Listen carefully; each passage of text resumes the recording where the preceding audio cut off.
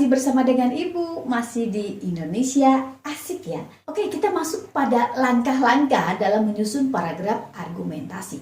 Langkah yang pertama, itu kita membuat topik terlebih dahulu ya.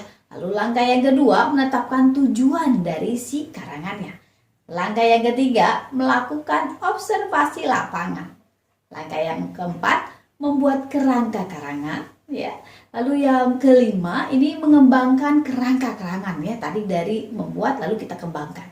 Lalu langkah yang terakhir adalah membuat kesimpulan ya. Oke, manfaat dari paragraf argumentasi ya. Kita masuk pada manfaatnya.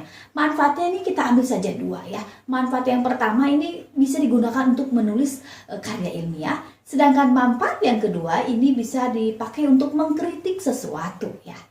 Kita masuk pada pola pengembangan paragraf argumentasi. Pola pengembangan paragraf argumentasi ini ada 4 ya. Ibu jelaskan dulu yang pertama ya. Pola yang pertama adalah pola analogi atau perbandingan. Nah, pola ini berupa penalaran secara induktif dengan membandingkan dua hal yang memiliki persamaan ya, atau memiliki banyak persamaannya. Nah, contohnya di pola analogi perbandingan. Sifat manusia ibarat padi yang terhampar di sawah yang luas.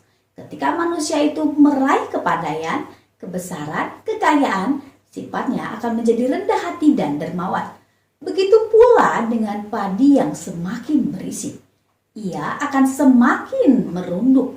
Apabila padi itu kosong, ia akan berdiri dengan tegak. Pola ini ya, jika kita analisis, maka sifat manusia itu ya, jika dia hebat, maka dia itu akan menjadi rendah hati dan dermawan. Ya, ini sama seperti padi ya. Jika padi itu berisi ya atau sudah matang, maka dia akan semakin merunduk. Nah, ini disamakan dengan sifat manusia ya. Berikutnya kita masuk pada pola yang kedua. Pola generalisasi atau umum ya. Pola ini adalah pola yang menggunakan penalaran secara induktif dengan cara menarik kesimpulan secara umum berdasarkan sejumlah data. Berikut contoh yang kedua, pola generalisasi atau umum. Setelah karangan anak-anak kelas 5 diperiksa, ternyata Ali, Toto, Alex, dan Burhan mendapat nilai 8. Anak-anak yang lain mendapat nilai 7, hanya Maman yang mendapat nilai 6, dan tidak seorang pun mendapat nilai kurang. Boleh dikatakan anak kelas 5 cukup pandai mengarang. Nah, jika dianalisis maka akan terstruktur seperti ini. Khusus yang pertama ini adalah Ali, Toto, Alex, Burhan mendapat nilai 8. Sedangkan kata khusus yang berikutnya adalah selebihnya nilainya 7. Kata khusus yang ketiga, Maman nilainya 6. Kata khusus yang keempat, tidak ada nilai kurang dari 6. Nah, jadi umumnya itu adalah, atau kata umumnya adalah anak kelas 5 cukup pandai ya. Oke, kita masuk pada pola yang ketiga, pola sebab akibat. Pola ini dimulai dengan fakta khusus yang menjadi sebab sampai pada kesimpulan yang menjadi akibatnya ya. Seperti pada contoh yang akan Ibu bacakan. Contoh yang ketiga, pola sebab akibat. Kemarau tahun ini cukup panjang.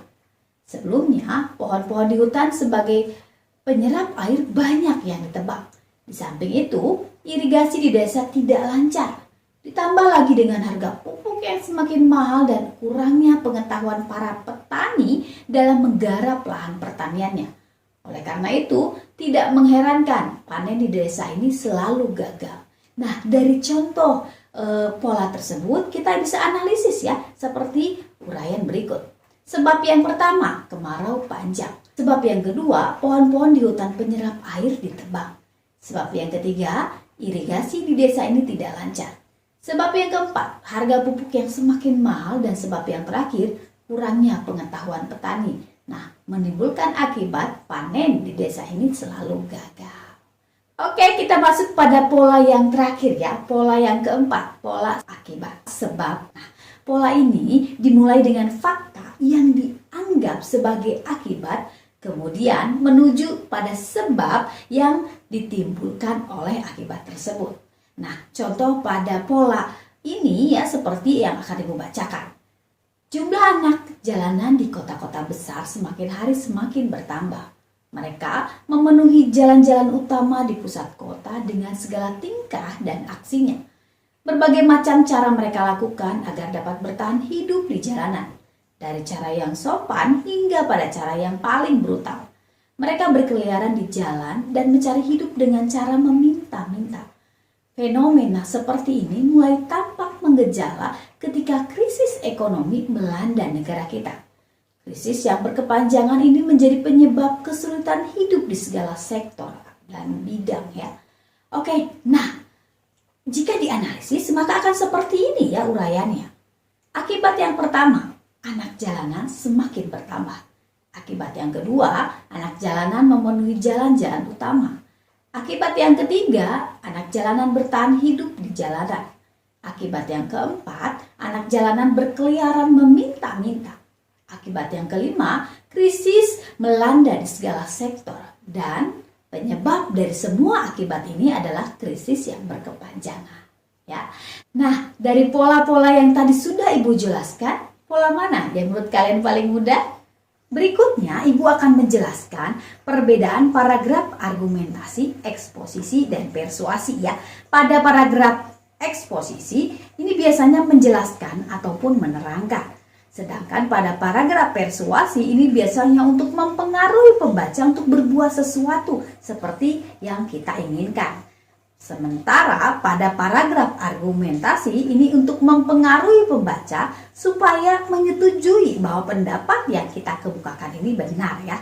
Lalu perbedaan yang kedua, pada paragraf eksposisi ini menggunakan contoh, grafik, tabel, dan lain sebagainya untuk menjelaskan sesuatu yang kita kemukakan.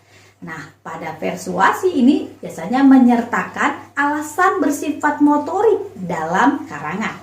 Sedangkan pada argumentasi ini biasanya memberi contoh untuk membuktikan bahwa sesuatu yang kita kemukakan ini benar. Lalu perbedaan yang terakhir yang ketiga, penutup pada akhir eksposisi biasanya menegaskan lagi ya sesuatu yang sudah kita uraikan di bagian yang sebelumnya. Sementara penutup pada akhir argumentasi biasanya berupa kesimpulan atau sesuatu yang telah diuraikan sebelumnya.